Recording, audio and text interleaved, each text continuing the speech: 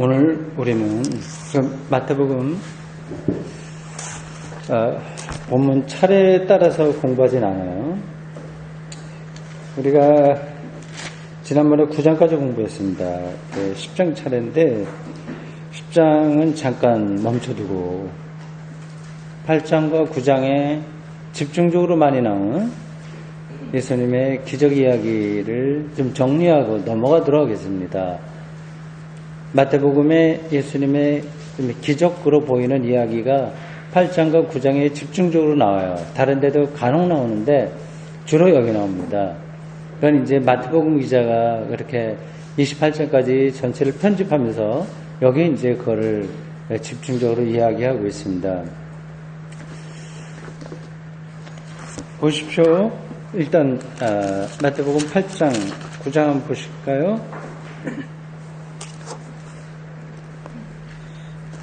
소제목만 보십시오. 여기 이제 알 수 있어요.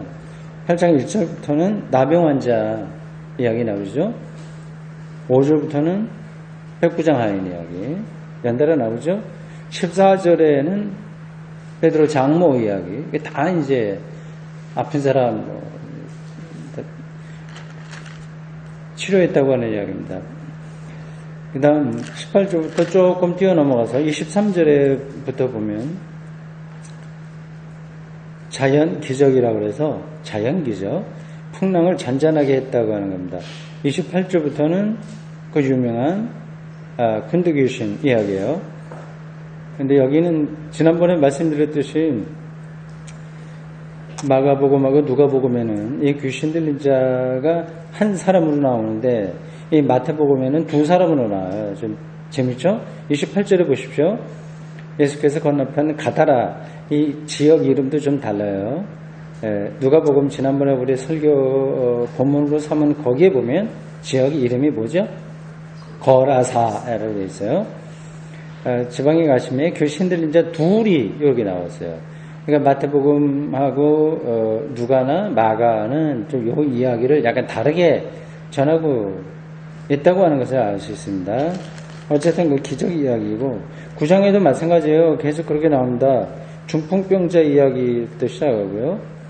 9절에 보면 마태 부르고 있는데 이 마태가 레위라고 우리가 보통 얘기하는 그런 사람인데 꼭 일치되는 건 아니다 이렇게 말씀드렸어요.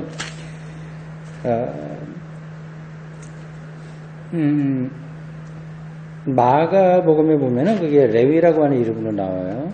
하여튼 거기에 좀 복잡한 사연이 끼어 있습니다. 넘어가시고요. 그 다음에 18절, 9장 18절. 거기에는 이제 두 가지 기적이 나옵니다. 하나는 관리의 딸, 이 관리의 이름은 야이로. 여기는 이름 안 나오지만 마가복음에는 분명히 야이로라고 나오고 있어요. 그리고 12년 동안 혈루증 앓았던 여자 고친 사건. 이 이야기인데 마가복음에는 굉장히 길게 나와요. 길게. 이 마태복음에는 아주 간략하게 나오고 있습니다.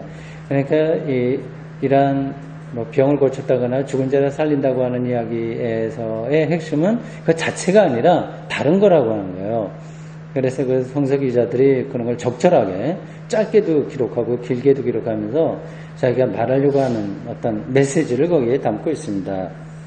27절부터 맹인 이야기, 32절부터 말 못하는 사람, 청각장애인이죠. 듣지 못하니까 말 못하는 거예요. 그 사람 이야기 나옵니다. 근데 이 8장하고 9장엔 여러분들은 뭐 그냥 쭉 읽으니까 잘 눈에 띄지 않겠습니다만은 이렇게 기적 이야기가 반복적으로 나오고요. 그 결론이 35절입니다. 9장 35절 보십시오. 35절부터 이 38절까지라고 할 수 있습니다. 오늘 그 본문을 함께 한번 읽죠. 9장, 마태복음 9장 35절에서 38절까지 함께 읽겠습니다. 예수께서 모든 도시와 마을에 두루다니사 그들의 회당에서 가르치시며 천국 복음을 전파하시며 모든 병과 모든 약한 것을 고치시니라. 무리를 보시고 불쌍히 여기시니 이는 그들이 목자 없는 양과 같이 고생하며 기진합니다.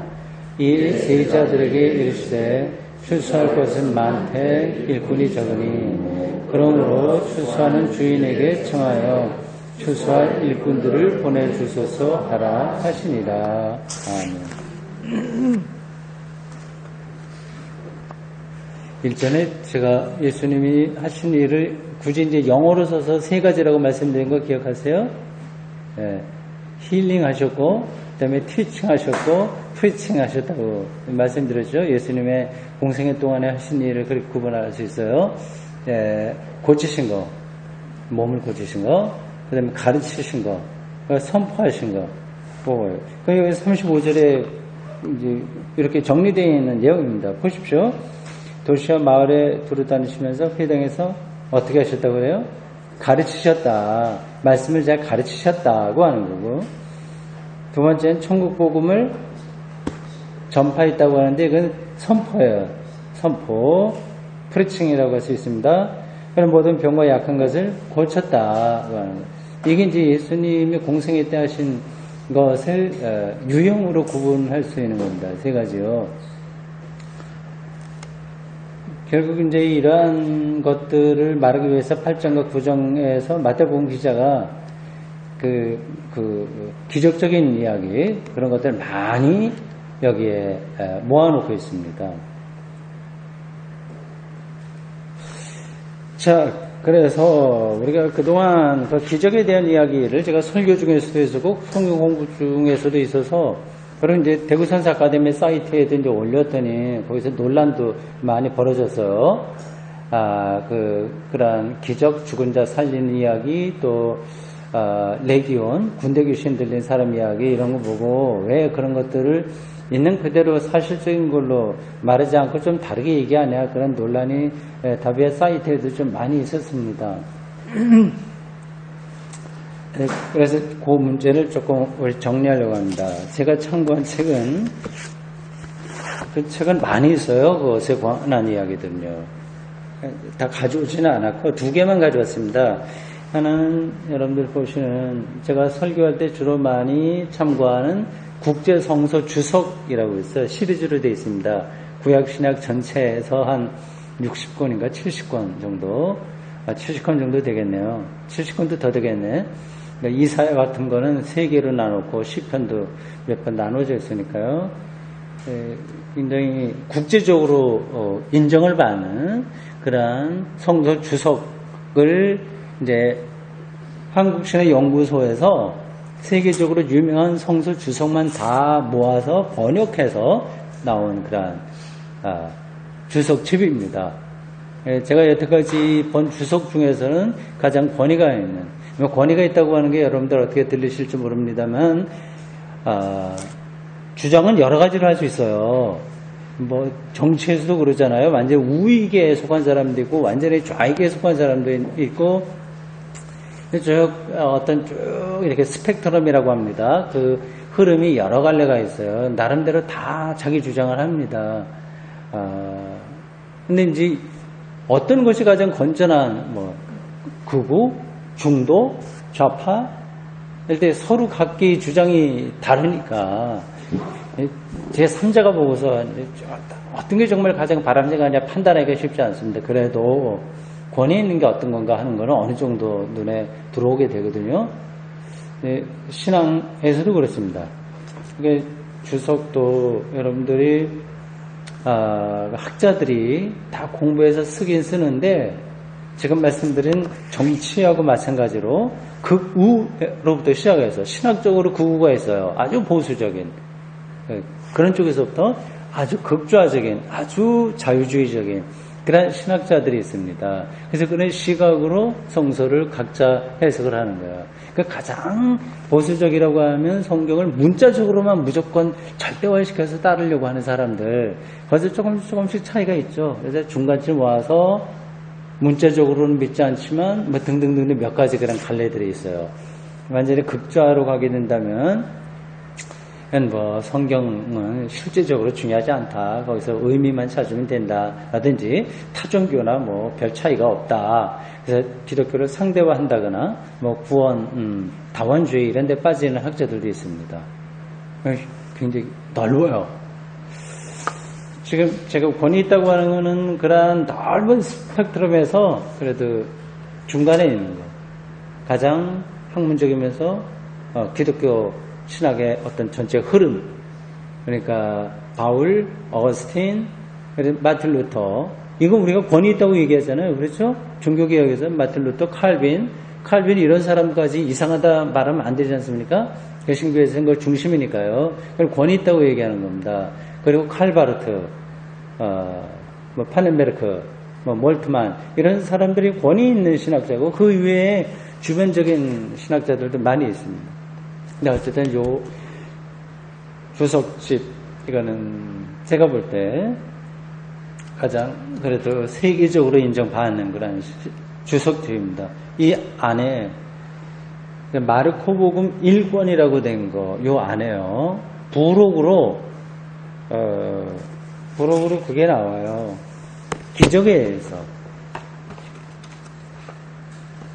그걸 제가 복선하지 않았습니다. 예수의 기적과 귀신 축출이라고 하는 부록에 나오는데, 그걸 제가 참고를 했습니다. 이 사람들 책 읽어봐도, 내가 여태까지 이야기했던 거하고 전혀 다른 걸 하나도 얘기하지 않습니다. 그러니까 제가 여태까지 말한 것 모든 것들이 그러니까 이런 전체 기독교 신학 흐름에서 하나의 권위 있는 그러한 입장에 서 있다 이렇게 생각할 수 있습니다.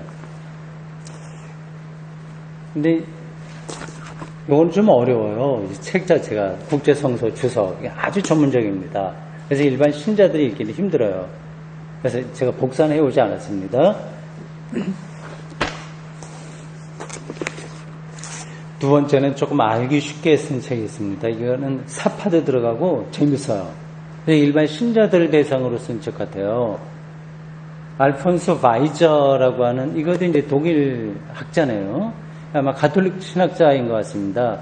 이 책을 번역한 데가 분도 출판사인데, 분도 출판사는 가톨릭 출판사예요. 성 바오르 출판사도 있고, 분도 출판사도 있고, 거기 몇 개 있는데, 권위 있는 출판사입니다, 그죠? 여기서 번역을 한 거예요. 성경은 무엇을 기적이라 부르는가? 그렇습니다. 이 안에서, 여기도 장이 많아요. 이 책에. 참고적으로 장수만 제목만 말씀드릴게요. 이 책이 전체적으로 10장까지 있네요. 10장. 제1장. 기적이란 무엇인가? 2장. 표징으로서의 기적. 표징. 안에 징표. 이렇게 얘기하죠. 징표로서의 기적. 이 부분도 중요한데, 이건 오늘 공부하지 못하겠습니다. 그냥 얘기하다가 제가 조금씩만 해명하겠어요. 3장. 치유기적. 4장.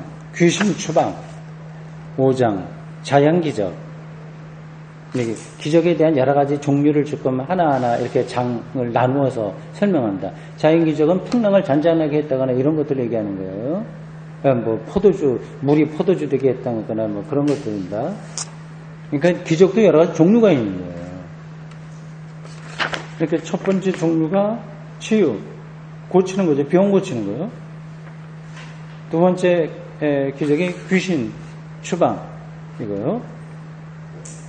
세 번째가, 여기 장수로는 5장으로 되어 있는데, 자연기적, 무리를 걸었다거나 그런 것들 말입니다.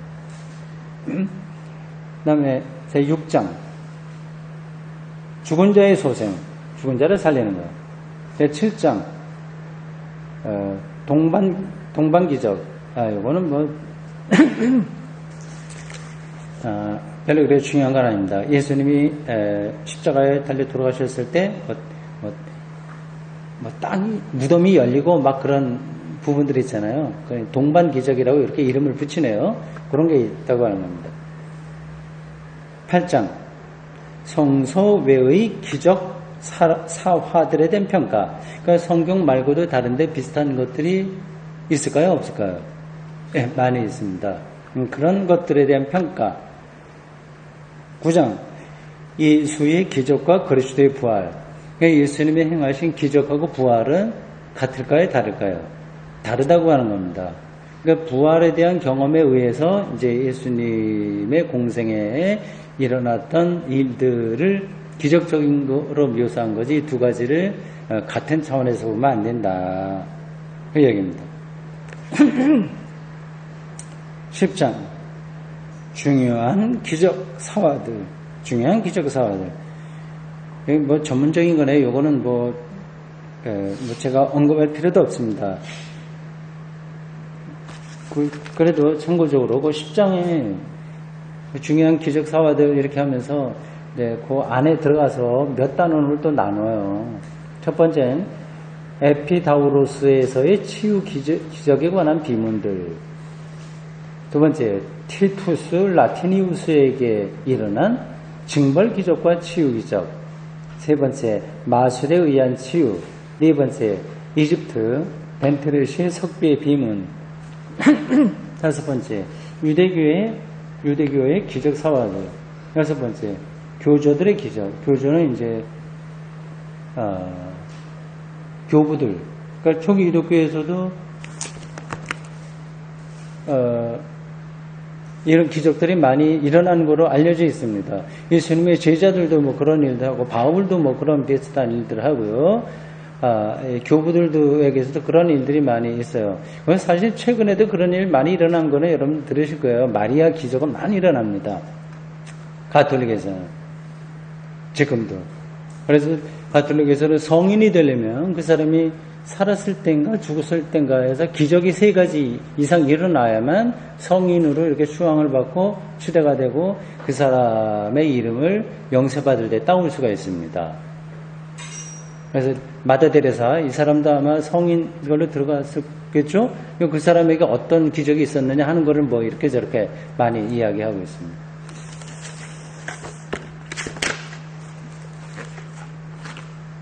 오늘은 주로 이 책에서 한 파트만 하겠습니다. 한 파트. 여러분, 제가 나눠드린 유인물 한번 보십시오.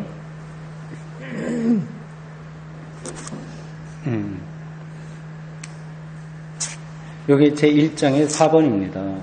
건너기 어려운 격절의 골짜기. 너무 한자를 써갖고 말이 이상했네요. 현대인들은 다 자연과학적인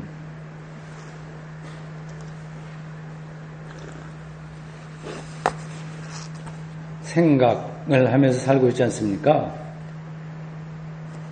이제 성경에는 이제 그런 거하고 거리가 먼 이야기가 있으니까 여기 이 깊은 이렇게 연결할 수 없는 그런 완전하게 떨어져 버린 그런 골짜기를 어떻게 메울 것인가 하는 그러한 이야기를 다루고 있습니다.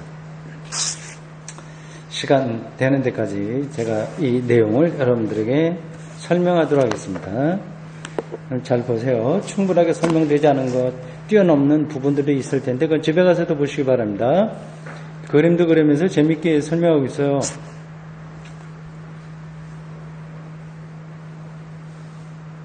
오늘날 관습적으로 쓰이고 있는 기적이라는 말의 의미와 고대 세계의 성경에서 기적이라고 일컬어진 것 사이에는 완전히 분리되는 골짜기가 있다. 도표 나옵니다. 기적 이해, 기적을 어떻게 이해하느냐는 겁니다. 현대에서는 어떻고 고대는 어떻고 성경 어떻다 되어 있네요. 그건 넘어가겠습니다. 보십시오. 그러니까 서로 다르다고 하는 거예요.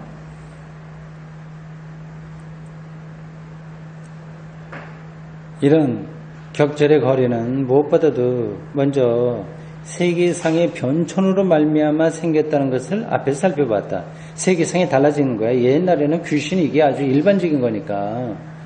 근데 오늘은 그렇지 않죠. 정신병으로 말하고 있지 않습니까? 이거는 세계관이 다른 거예요. 이 역사의 발전적 진행에 아무도 거역할 수 없고 따라서 그것을 착각하거나 관가해서도 안 된다. 그러니까 옛날 사람들이 사고하는 방식을 우리가 그대로 따라갈 수는 없어요. 그러나 그걸 통해서 말하려고 하는 것이 뭔가 이건 착각하지 말아야 된다는 거죠. 그러나 이것은 우리가 고대 세계와 성경의 기적들을 도무지 이해할 수 없는 입장이 있다든가 그러니까 저건 무의미해. 그냥 무시해도 돼. 그렇게 하면 안 되는 거고. 이미 과거에 끝난 일로 처리해야만 한다는 건가? 그건 아니다. 아니다. 그 다음, 결코 그렇지 않다. 이 격절의 골짜기를 건널 수 있는 다리가 있다. 그 다리는 기적에 관한 이야기를 우리에게 전하는 성경 본문 안에 있는 것이다. 이미 그 안에 있다. 우리는 물론 고대 기적들을 직접 만나는 것이 아니라 잘 보세요. 그거요. 성경을 통해서 우리가 기적을 직접 만나는 건 아니에요. 그 기적들에 관해서 뭔가 우리에게 말하려고 하는 글만 만나는 거예요. 그러니까 텍스트를 만나요. 텍스트. 그 텍스트 자체가 사건 아니잖아요. 저에 대해서 여러분들이 시간이 지난 다음에 정명선 목사가 어떤 사람이었더라 뭐 그런 거 쓸 수 있잖아요.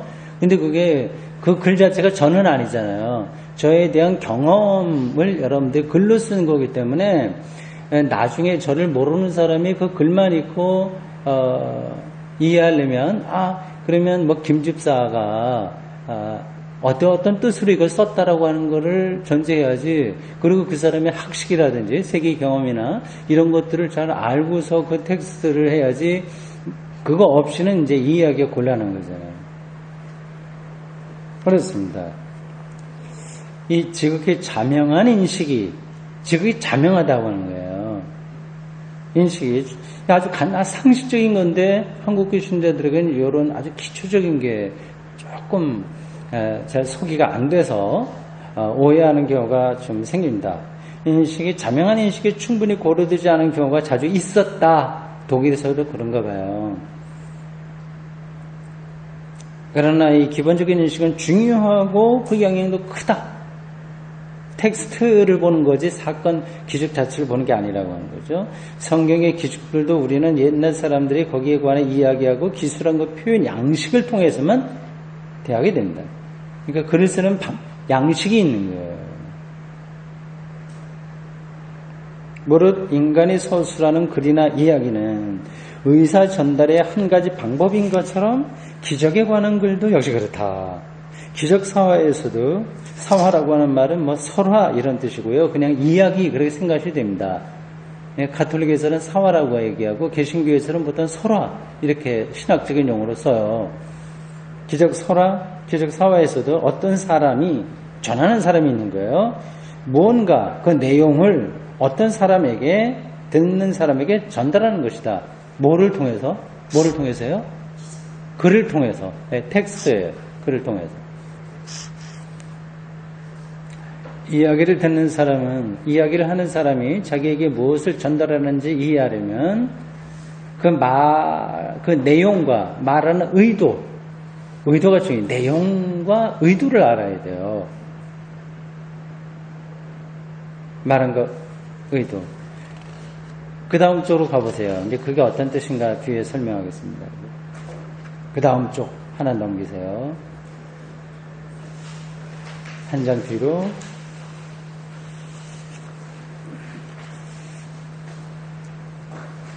50이라는 숫자가만 있다고 합시다. 50. 누가 50 이렇게 얘기했다고 생각해 보세요. 그 수치를 나타내는 부호예요. 50이라고 하는 거죠. 나는 이 수치를 그저 알리는 사항으로 누구에게 전달할 수 있다. 듣는 사람은 그 수치를 알 수 있으나 그것뿐이라면 그것으로 내가 무엇을 말하려고 했는지 모른다. 듣는 사람은 내가 그 수를 알리게 된 전후 사연에 따라서 비로소 그 의미를 알게 된다. 그 그림만 보세요. 그림 위에. 그러니까 50이라는 게 반복해서 나와요. 카드 놀이를 한 사람에게는 내 차례? 그럼 자, 50이다. 그래서 그걸 표시한다고 그러네, 50. 그리고 치과 의사라고 한다면 이 명사의 어금니에서 경맥약액이 50이 나왔습니다. 같은 50이라고 하는 것도 전후 사정에 따라서 의미가 달라진다고 하는 거예요. 그리고 운전하는 경우에는 50하면 50마일 혹은 50km 속도로 운전해라. 그런 뜻이 될 수 있는 거죠. 그러니까 50이라고 하는 말 자체만으로는 그 어떤 뜻인지 다 모르고 전후 맥락을 알아야 그게 전달이 된다. 그 얘기입니다. 또 다른 예가 여기 나와요. 여러분들 가지고 있는 그쪽 수에 오른쪽에 독일어로 좀 우리나라 말로도 됐고 독일어로 나와 있습니다. 당신이 오신다. 이게 문장이에요. 당신이 오신다. 이건 아주 단순한 사실이에요. 그냥 그런 뜻으로만 쓰입니다. 그런데 이게 독일어로는 똑같아요. 근데 독일어 우리말로는 이제 똑같은데 약간의 차이가 있습니다. 만약에 두 콤스트라고 하는 여기에 강조가 된다면 기쁨의 표현, 명령 그런 뜻이라고 하고요. 당신이 두 하고 콤스트 이렇게 하게 되면 다른 사람이 아니라 바로 당사자 너가 와야 된다고 하는 뜻이고, 그리고 뒤에 콤스트를 좀 올리면 두 콤스트 이렇게 올리면 그래 당신이 정말 오겠다고 하는 얘기냐 뭐 이런 뜻이 됩니다. 뭐 그렇게 차이가 있는 거예요. 그러니까 같은 문장이라고 하더라도 어떤 곳의 상황에 따라서 달라지니까 그거를 좀 파악해야 된다 그 얘기입니다. 그 다음 쪽으로 넘어가 볼게요. 3쪽입니다.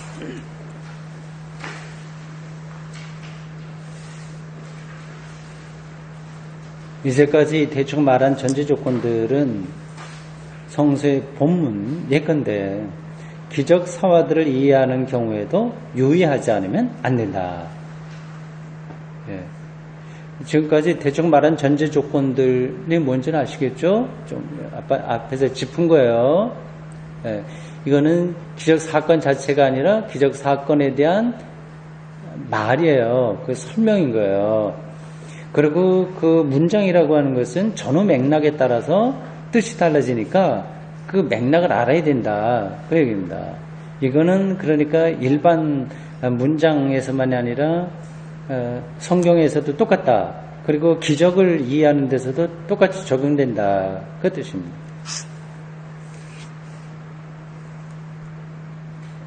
우리가 지금 중요한 걸 이제 공부하고 있어요. 이 기적 이야기만 아니라 성서 전체에 대한 우리 입장이 어떠해야 되냐, 그걸 어떻게 읽어야 되냐는 그러한 거에 관계된 겁니다. 아직 성서 신학대학에 들어가면 공부하는 성서 개론의 기초인데 근데 모든 신학교에서 이렇게 배우진 않아요. 자, 다시 보십시오. 우리가 마테오 복음서, 이거 가톨릭에서 나온 것이라서 잠깐만 그쪽 식으로 용어를 씁니다. 마테오, 그러니까 우리 마테요. 마테복음서의 어떤 기적 이야기를 듣거나 읽는 경우, 분명히 그거는 독자를 향해서 쓴 거거든요. 독자. 그러니까 읽는 사람의 형편도 중요한 거예요. 그 이야기를 듣거나 읽는 경우, 마테복음을 쓴 사람은 전하는 사람이고 우리는 그것을 전해받는 사람이고 그 내용, 기적 설화, 기적 사화는 전달 내용이다. 그 그림 그려져 있죠? 보십시오. 왼쪽에 마태복음, 마태가 있고 오른쪽에 우리가 있고 중간에 기적 이야기가 들어있어요. 마태복음 기자는 그의 글을 읽는 사람들이 그것을 사실 보고 혹은 보도 이렇게 합니다. 사실 보도로 알고 그래 예수께서는 그 당시에 이러한 일을 하셨지 하고 맞장구를 치면서 만족하기를 기대하였을까? 성경의 기적 사화들은 오랜 세월 이렇게 이해되어 왔다. 오랜 세월 2000년 동안 상당히 오랫동안 그런 걸로 알고 있었어요. 그 사화들은 우선 어느 때에 어디선가 실제로 일어난 사건에 대한 역사적 사실을 보도하려는 글로 생각되었다.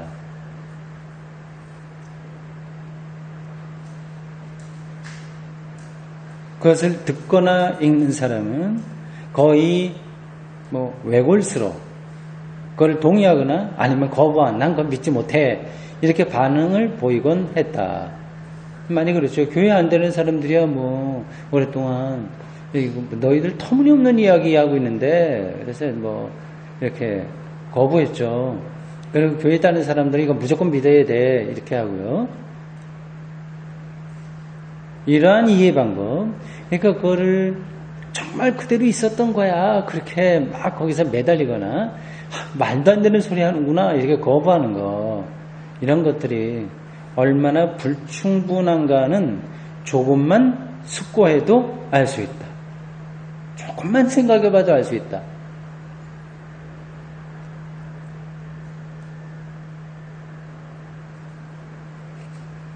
마르코, 이것도 가톨릭에서 하는 방식의 성경 이름이야. 마가복음입니다. 마가와 마태는 동일한 사건에 관한 사화를 전하고 있다. 네, 그 유명한 우리가 지난주에도 한번 짚었습니다. 그 귀신 들린 사람, 그 거라사 지역에서는 그 레기온이라고 해서 군대 귀신 들렸다 한 사람으로 나오고, 이 마태복음에서는 그 레기온도 나오지 않고요. 두 사람으로 나오고 있어요. 그리고 마태복음은 굉장히 간략하게 이야기를 합니다. 마가복음하고 누가복음은 굉장히 크게 많은 자세한 내용을 이야기합니다. 보세요. 같은 기적 이야기를 하고 있어요. 그러나 이 이야기의 서술 양식은 다르다. 마태는 마가의 기적 사화를 의식적으로 개작하였는데, 그러니까 한 사람이라고 하는 걸 두 사람으로 바꾼다거나, 몇 가지 지역 이름을 거라사에서 가다라로 바꾼다거나 등등요. 바꿨는데, 이것은 역사적 사실에 대한 관심의 차이 때문이 아니다. 신문기자가 딱 보고 이건 한 명이었어, 두 명이었어, 이런 거는 신문기자는 분명히 정확하게 해야 되죠. 그래서 성서기자들은 그런 것에 대한 관심이 있었다 없었다, 그래서 중요하지 않다고 하는 겁니다. 한 명인지 두 명인지 이런 것에 대한 역사적 사실을 밝히려고 이 성경을 쓴 게 아니다, 그 얘기죠.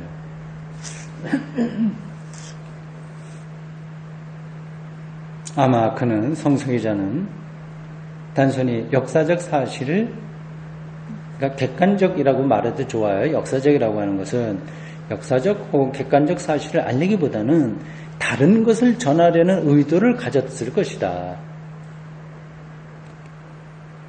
이와 관련해 혹자는 기적 사화에 설화된 역사적 사실은 불충분하기 짝이 없다고 말한다.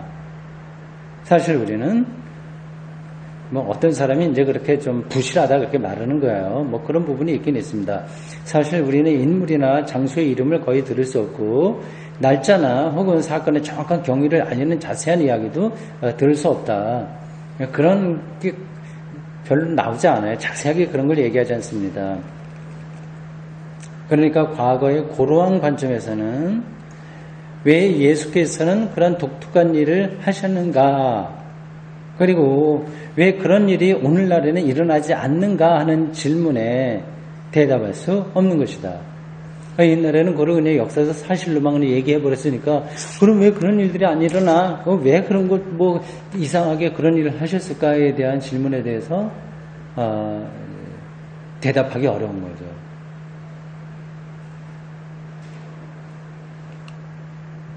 조금 더 가봅시다.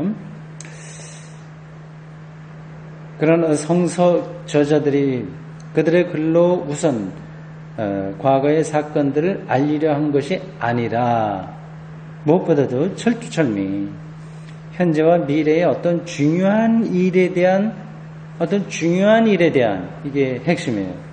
중요한 일에 대한 통찰의 눈을 뜨게 하려고 했고, 중요한 일은 기적 이야기예요. 예수님의 부활과 예수님이 그리스도라고 하는 사실이에요. 후자죠, 후자. 여기에 눈을 뜨게 하려고 한 거예요. 했고, 독자들에게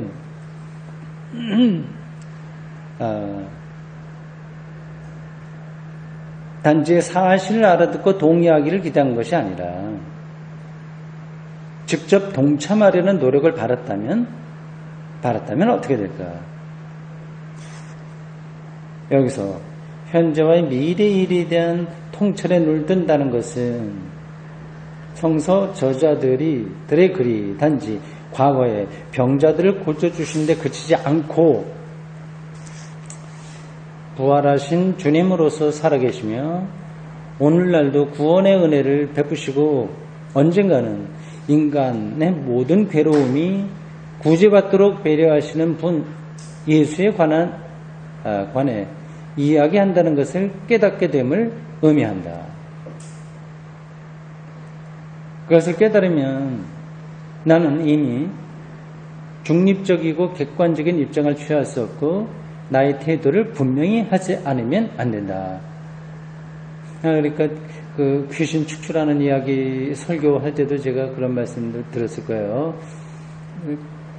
정말 그 악한 영이 뭔가, 오늘 이 시대의 악한 영이 뭔가, 이 자본이 인간의 삶을 파괴하고 있는 이 힘이 정말 귀신이 아니냐, 우리가 거기에 묶여 있는 거 아니냐, 이 예수 그리스도를 통해서 이 자본의 힘이 절대화되고 있는 이 사회에서 해방되는 경험, 그리고 그런 일을 위해서 우리가 어떻게 투쟁해야 되냐, 뭐 그런 이야기를 했어요. 그러니까 그게 이제 기적 이야기를 읽는 사람들에게 성서 기자가 말하려고 하는 핵심이라고 하는 거예요.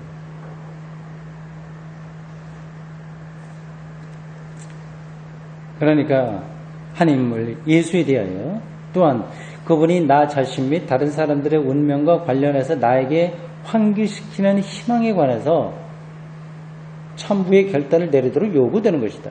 정말 너 그렇게 살래 아닐래 아니냐, 그런 결단을 내리도록 요구하는 거죠.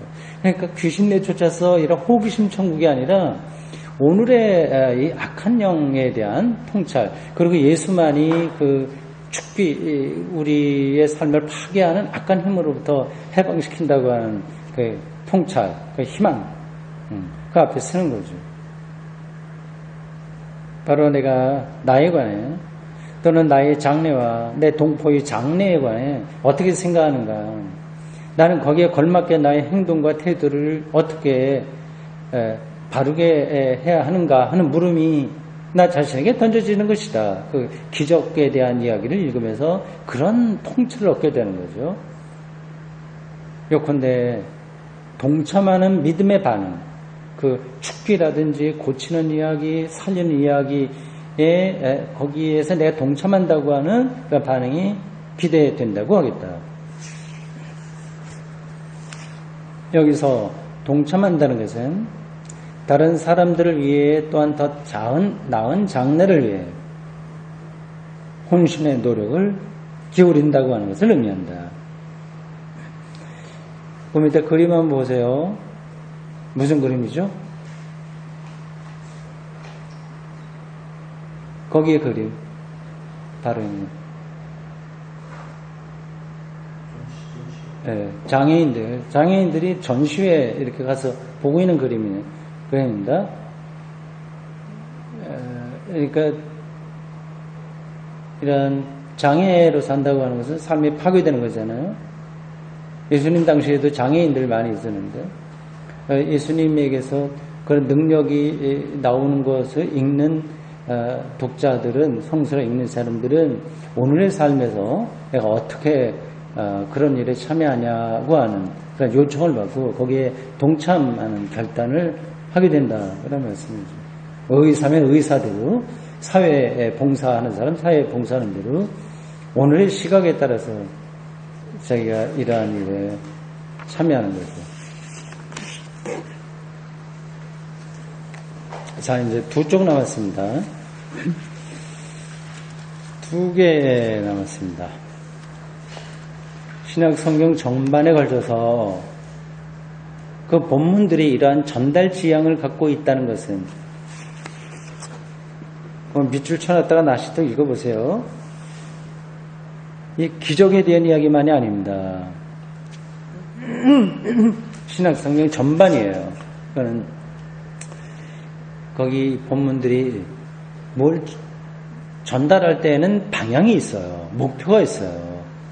그게 있다고 하는 것은 복음서들과 그 안에 수록된 기적 사화들이 부활하신 분에 대한 신앙에 의해서 쓰여졌다고 하는 점에서도 명확히 드러나는데, 제가 앞에서 얘기한 대로 일반 그 기적으로 보이는 사건하고 부활하고는 완전히 다른 문제예요. 그러니까 부활한 분에 대한 신앙에 의해서 이 모든 것들이 기록된 겁니다. 복음서들과 그 기적 사화들은 역사적 예수의 요구를 과거로부터 현재로 전달하려고 한다. 그 예수님 이 문장은요, 예수님이 공생의 활동 안에 그걸 다 깨달은 게 아닌 거예요. 어떤 게 있었다고 하는 걸 다 미처 알지 못했습니다.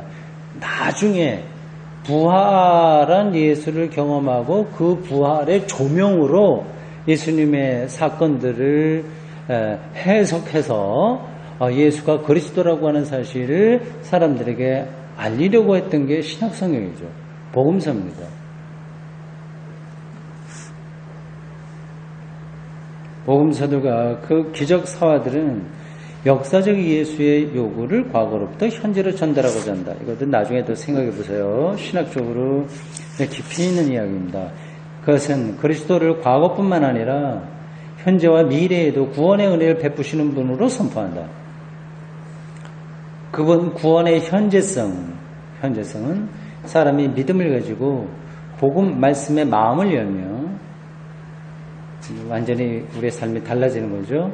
그리스도 현존의 표징, 그리스도가 지금 여기 있다 하는 표징, 징표예요. 영어로 심볼이라고 해도 좋고요. 독일어로는 포자이헨이라고 하는 단어를 쓰는데 어떤 거를 가리키는 거죠. 표징은 저게 달을 가리키는 손가락과 같은 거예요. 표징을 통해 살아계신 그분과 일치를 추구하고 다른 이의 인간적 궁핍과 괴로움에 대해 미리 마음을 써서 배려하고 참여하며 헌신할 때 비로소 체험된다.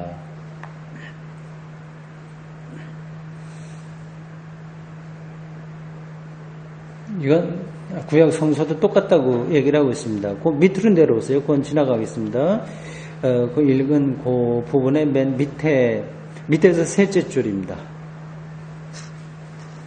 구약 성서와 신약 성서의 본문에서 이와 같이 강력하게 현재와 미래를 가리켜 독자 자신이 전적으로 관련된 요구를 건네고 있다고 하는 사실을 깨닫는다면 그럼 모든 일이 실제로 일어나는가 하는 과거 지향의 무릎은 그 의미를 상실하게 된다.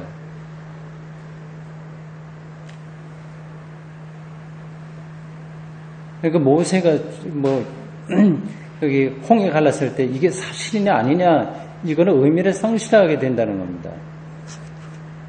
나에게 주어진 요구가 타당성이 있다면 과연 나는 스스로 헌신할 수 있는가 하는 문제가 대체 심각하게 제기된다. 그러니까 오늘 이 시간에 엑소더스가 뭐냐, 오늘 이 시간에 축기가 과연 뭐냐, 힐링, 고침이 뭐냐, 그리고 내가 어떻게 거기에 참여하냐, 그런 요구, 부르심, 소명, 그런 결단, 그런 것들이 기독교 신앙의 중심이라고 하는 거죠. 이 물음은 역사학의 수단 방법으로는 그러니까 사실적으로 이게 사실이 아니냐 이런 것으로 응답될 수 없다. 내가 그 요구에 적극적으로 호응하고 내 처신을 거기에 적응시키면서 개인 생활이나 공동생활에서 그 복음의 참됨이 증명되는 것을 체험하는 형식으로만 응답될 수 있다. 우리가 역사적 문제만 살피지 말고 무엇보다도 먼저 기적사화의 의미와 의향을 묻는다면 그때 곧 성경의 기적 이해와 현대의 기적 사이에 동떨어진 간격을 도저히 좁히기 힘든 건데 있는 중요한 첫 다리를 놓게 되는 것이다. 거기에 내가 신앙적으로 어떻게 인볼브라고 하나요? 거기 참여하는 거, 적극적으로 나의 실존이 거기에 들어가는 것, 이게 첫째 다리다. 그렇게 마이트가 설명합니다. 일리가 있다고 생각합니다. 저는 동의하고요. 다음, 자연과학적 보고를 하는 것이 성경 본문의 서술 의도가 아니라는 사실에 유의할 때 그 다음 다리가 놓이게 된다. 그러나 그것은 동시에 성경의 기적사화에 서술된 내용이 자연과학적 인식과 결코 경합할 수 없다는 것을 의미한다. 그러나라고 하는 부사는 빼야 되겠네. 접속사인가? 그건 빼야 되겠네요. 이 번역이라서 약간 조금 정확도가 떨어지네요. 자연과학, 그러니까 성경이 과학적으로 오라? 아니면 자연과학이 오라? 근데 한국에서는 뭐예요? 성경을 자연과학적으로도 옳다고 증명하려고 하는 사람들이 많이 있죠? 그런 사람들 가르쳐서 뭐라 그래요? 창조과학회라고 합니다. 큰 교회에서도 많이 하는 거예요. 그건 우스운 거예요. 그러니까는 성경을 완전히 이렇게 조금 수준 낮게 만드는 겁니다. 믿음이 있는 것 같지만 이거는 성경이 뭐냐에 대한 근본적인 이해가 잘못됐기 때문에 그렇습니다. 근데 경합하는 게 아니에요. 성경은 자연과학과 경합하는 게 아니라 더 근원적인 것에 초점을 놓고 있습니다. 성경의 기적사화 가운데 잘 보세요. 어느 하나도 자연 법칙이 깨트려졌다는 가정을 하도록 촉구하지 않는다. 좀 놀랍죠? 왜 그래? 다 자연과학의 질서가 이게 다시 깨진 걸로 말하는데 왜 그렇지 않다고 말해? 그렇게 생각이 들죠? 드시나요? 안 드시나요? 네. 이게요, 성서 텍스트라고 하는 것도, 보속 감정사가 하늘이라고 비슷합니다. 그냥 보면 번쩍번쩍하면 다 금으로 보이죠? 이게 진짜인지 아닌지는 보속 전문 감정사가 하는 방법이 있어요. 여러 가지 과학적으로 하는 방식이 있어요. 그럼 우리가 볼 때 똑같은데 왜 저거는 금 18%라고 24%라고 얘기해? 왜 가짜라고 얘기해? 보석 감정사한테 그렇게 말을 하면 조금 곤란하죠.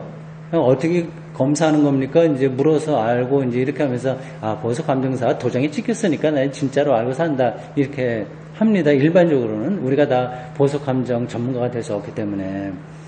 그래서 성서 텍스트를 전문적으로 굉장히 여러분들이 상상할 수 없을 정도의 전문적인 어떤 접근하고 있습니다. 여러분들이 그런 맛을 조금이라도 알고 싶으면 이거 책 가져가서 전부 한번 보세요. 여기 제가 아까 소개한 이 책은 아주 신학적으로 전문적인 건 아니지만 그 내용은 전문적입니다. 그래서 이게 그 내용을 우리가 다 따라하지 못해도 성서 텍스트를 저렇게 연구하는구나 그걸 알 수 있는 거예요. 근데 그러한 전문적인 연구에 따르면 자연과학의 질서가 깨트려졌다는 가정을 하도록 독자들에게 요구하지 않는다고 하는 거예요. 성서가 겉으로 보면 몰라요 이거를.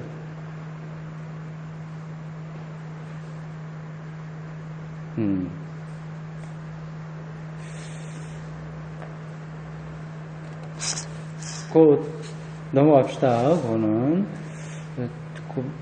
왜 그러냐 하는 거를 두 가지로 설명을 했는데 그건 뭐 제가 다른 데서 몇 번 얘기한 거에서 넘어가요. 그리고 좀 더 설명이 더 많이 필요합니다. 시간이 또 우리가 제한되어 있으니까 결론 부분을 봐야 되겠습니다. 그 다음 쪽 보십시오.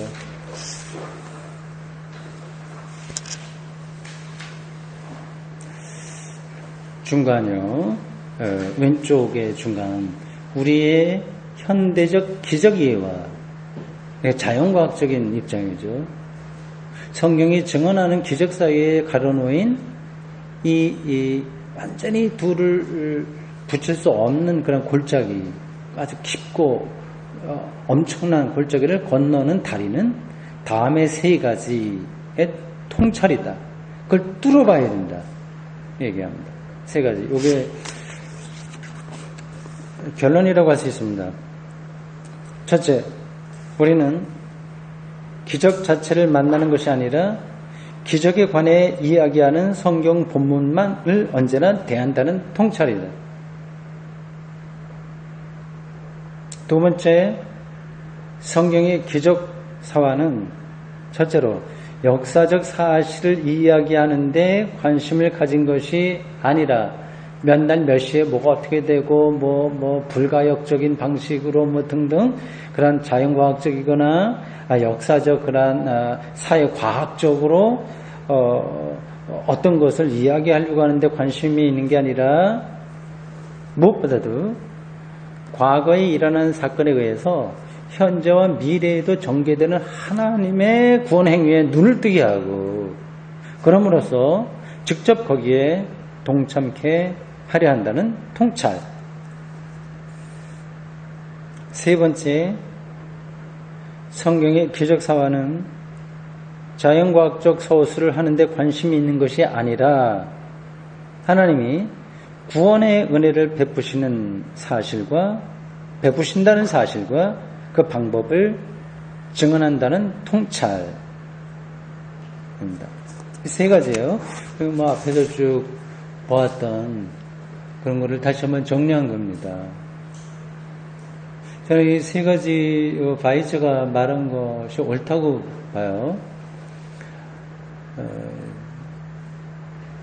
이러한 통찰만 있다면 더 이상 이런 문제로 이게 진짜야 아니야 이런 데 빠지지 않습니다.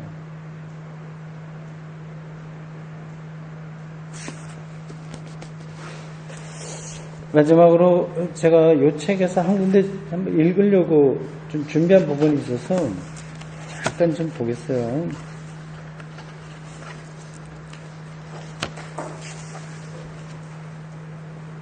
같은 책입니다. 지금 말하고 있는 그런 거하고 좀 연관돼서 이 책 25쪽에 나온 이야기 잠깐 읽겠습니다. 편안하게 들어보세요. 성경은 주변 세계의 이교적 풍문과 마찬가지로 주변 세계, 성경에는 주변 세계 많이 있잖아요. 2000년 전, 3000년 전. 그들의 일반적인 생각과 마찬가지로 자연 법칙에 어긋나느냐 따위 문제는 제기하지 않는다.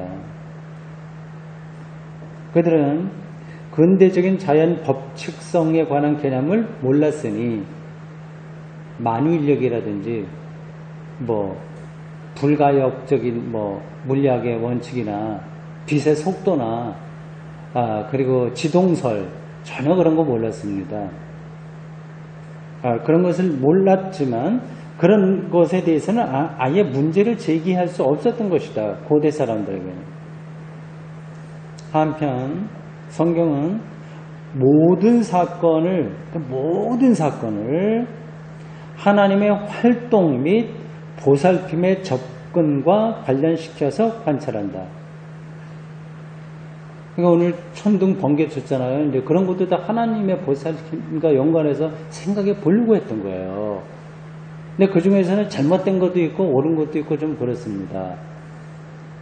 그러니까 구름 기둥과 불 기둥 이런 것들을 광야 생활할 때 했다고 하는 것, 이건 이제 화산 폭발에 의해서 일어난 것을 모세가 봐라. 저쪽 산에, 자기는 이제 그 미디안 광야의 지리를 빠삭하게 잘 알고 있으니까 어느 방향으로 가야 우리가 이 미디안 광야를 통과할 수 있다고 하는 그 관점에서 하나님이 우리에게 이러한 길을 인도해 주셨다고 말할 수 있었던 거거든요. 모든 사건을 하나님의 활동과 보살핌의 접근과 관련시켜서 관찰한다. 물론 많건 적건 하나님의 활동을 나타내는 뚜렷한 표징이 있기 마련이다. 번개불에도 표징을 읽을 수 있는 사람에게 있는 거죠. 성경의 기적신앙은 하나님에게는 불가능한 일이 없다. 그런 확신으로 정립되는 것이 아니다. 그보다 하나님께서는 사람들의 구원을 바라시고 실제로 그것을 실현시킬 수 있고 또한 궁극의 완전한 상태에 이르게 하실 것이라고 성경의 기적신앙은 고백하는 것이다. 기적은 하나님의 이런 구원 활동의 표징이다. 마지막 문장은 꼭 외워두셔도 좋습니다. 기적은 하나님의 구원 활동의 표징이다. 표징.